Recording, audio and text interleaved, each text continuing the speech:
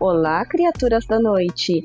Bem-vindos à Casa Vega, lugar de filmes, séries, enfim, tudo da cultura pop.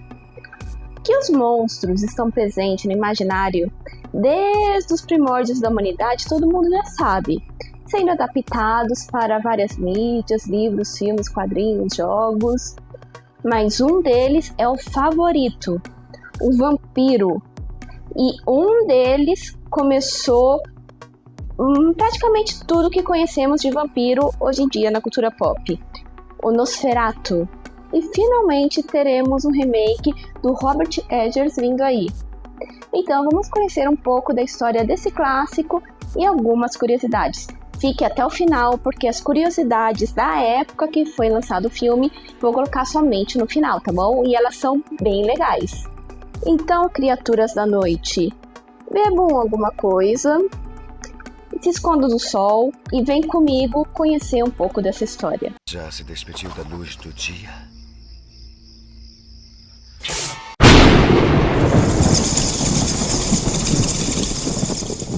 Nosferatu é um filme do expressionismo alemão de 1922, dirigido por Friedrich Wilhelm Murnau.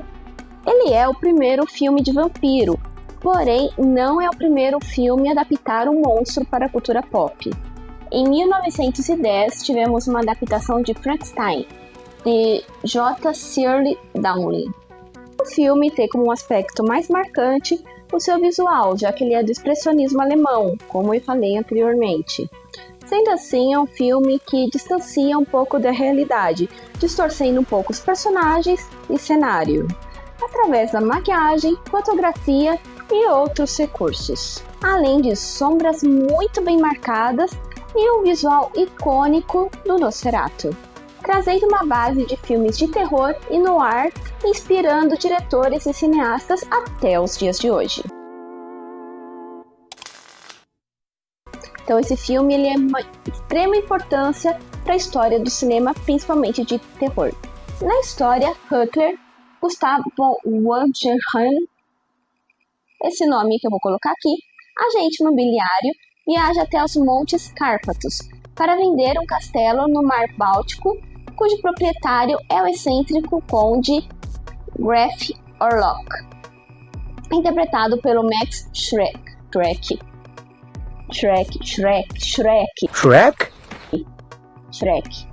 Deve ser assim que se pronuncia. Curiosamente, quem pode reverter essa situação é Ellie, interpretada por Greta Schroeder, a esposa de Hitler, pois Orlok está atraído por ela. Essa sinopse está te lembrando alguma coisa, né? Sim, ela é nada mais nada menos que uma adaptação de Drácula do Bram Stoker. Originalmente, Nosferatu seria realmente o Drácula, porém o livro de Bram Stoker chegou ao público em 1897. E quando o filme foi exibido para o público pela primeira vez, em 1922, o espólio de Drácula já pertencia à família dele, pois Bram Stoker morreu em 1912, e a viúva de Bram Stoker, Flores, não autorizou a adaptação. Não! Então, o produtor do filme, Albin Grow e Murnau, o diretor, insistiram na continuação, mudando assim o título da obra, nome dos personagens, estilo de vampiro e algumas coisas na narrativa. Copia, mas não faz igual, tá bom? Tá bom. Mas como eu já disse, algumas coisas foram mudadas do livro. Se inscreva no canal e deixa o like, ajuda aí, pessoal. Por exemplo, tanto Drácula quanto Nosferatu têm controle sobre animais, mas enquanto Drácula tem controle sobre lobos e morcegos, o Nosferatu tem com ratos, coincidindo com a praga que teve em 1838 em Bremen, local que se passa o filme. Ao contrário do que a maioria pensa, o Drácula pode sim andar no sol. Esse lance do vampiro não poder andar no sol, não sei o que, foi colocado no Nosferatu. Essa história de criaturas da noite que não pode sair no sol, viu? Sei lá de onde tiraram essa ideia, eu acho um absurdo. Outra diferença é que o Nosferatu pode sim projetar sombras e reflexo no espelho, enquanto Drácula não tem reflexo. Mas agora, por que chama Nosferatu? Já que não seria mais a obra original, Drácula, poderia ter colocado Astolfo, o Vampiro da Noite, José, qualquer nome assim. Por que foi colocado Nosferatu? Calma que tem uma explicação. O termo Nosferatu não foi criado por Murnau, o diretor do filme, tanto que no filme a criatura se chama Orlok.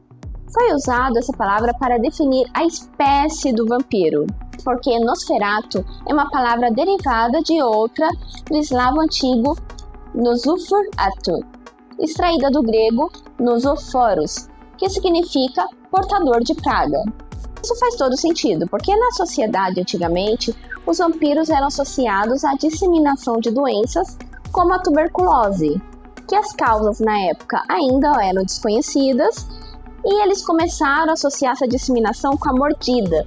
Por isso começou essa lenda de transformar outro vampiro através da mordida e essas coisas. E por isso muitas obras de vampiro, como Nosferatu e até mesmo o clássico Entrevista com o Vampiro, algum momento da história se passam durante uma praga. Agora, o termo Nosferatu para indicar um morto-vivo foi criado por Bram Stoker na sua obra Drácula. No livro tem uma parte que Van Helsing diz: o Nosferatu não morre como uma abelha quando ferra uma vez. Ele é apenas mais forte, e sendo mais forte tem muito poder para praticar o mal. Mas mesmo o termo já aparecendo na obra do Bram Stoker, o termo mesmo se popularizou depois do filme do Nosferatu para indicar essa espécie de vampiro. Mas lembra que comentei que a viúva de Bram Stoker não autorizou a adaptação? A viúva processou e ganhou, isso em 1925, e o juiz determinou que todos os negativos e impressões fossem entregues para ela própria destruir. Nessa época, o estúdio que fez o filme já tinha ido à falência, a Prana Filmes. Mas você deve estar se perguntando, mas então como que o vampirão sobreviveu até os dias de hoje? Isso porque algumas cópias foram parar nos Estados Unidos. E lá o Drácula já estava em domínio público, então não precisava destruir nada e poderia exibir ainda tranquilamente o filme pelo país todo. Muito obrigada por isso, Estados Unidos. E agora quem poderá me defender? Agora, depois dessa breve história da adaptação, vamos para algumas curiosidades. Elvira, a doguinha vampiro que espirra. O filme foi banido da Suécia por causa do seu horror excessivo, levando 50 anos para o banimento ser retirado. Apenas em 1972 que o filme foi exibido na Suécia. A Sombra do Vampiro, lançado em 2000, é um retrato ficcionado acerca dos eventos que cercaram a produção do longa-metragem, baseado na lenda urbana de que Shrek, não sei como se pronuncia, mas o ator que fazia Nosferatu, na época acreditavam que ele era um vampiro de verdade. E nesse filme, A Sombra do Vampiro, quem faz ele é o William Dafoe. Murnau, o diretor, frequentemente usava arcos, portas e portões para enquadrar seus personagens, onde Orlok, antagonista principal da obra, aparece apenas a partir do 21º minuto do filme. Nosferatu é visto por menos de 9 minutos durante o filme todo.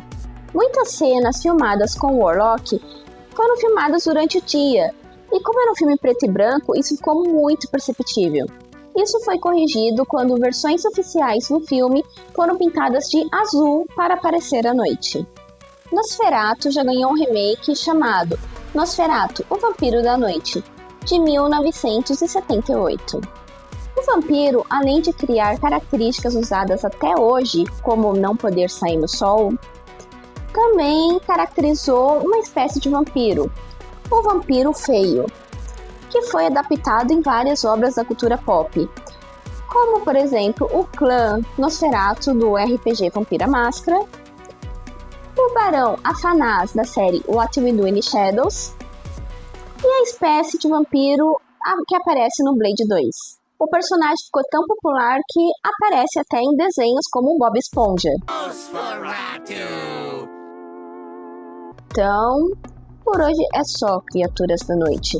Tem outros vídeos com várias curiosidades sobre outros assuntos da cultura pop aqui também no canal. E te vejo no próximo vídeo com mais curiosidades.